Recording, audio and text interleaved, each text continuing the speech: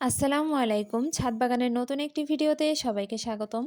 আমি আজকে আপনাদেরকে দেখাবো লাল শাকের সম্পূর্ণ পরিচর্যা।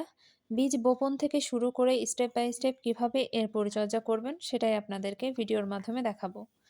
আশা করছি ভিডিওটি প্রথম থেকে শেষ পর্যন্ত দেখবেন, তাহলে বিস্তারিত জানতে পারবেন। আমি এখানে ক্যারেটে মাটিটা নিয়ে নিয়েছি। এখানে হচ্ছে গোবর সার দিয়ে আমি মাটিটা প্রস্তুত করে নিয়েছি, সাথে কিছু কোকোপিট নিয়েছি। আর এখানে আমি লাল শাকের বীজগুলো ছিটিয়ে দিচ্ছি ভালো মতো।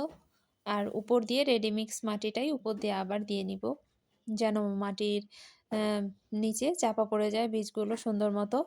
এবং তারপর আমি এখানে পানি দিয়ে ভিজিয়ে দিব। পানিটা আপনারা মগে করে যদি ঢেলে দেন, তাহলে দেখা যাবে যে বীজগুলো আপনার এক জায়গায় চলে আসবে।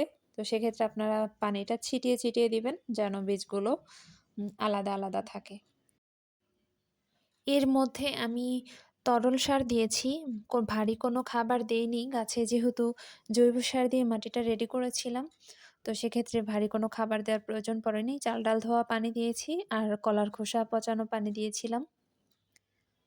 তো এই হলো গাছের বর্তমান অবস্থা। আজ হচ্ছে ১ মাস ৩ দিন পরের অবস্থা। তো এখন শাকগুলো খাওয়ার উপযোগী হয়ে গেছে।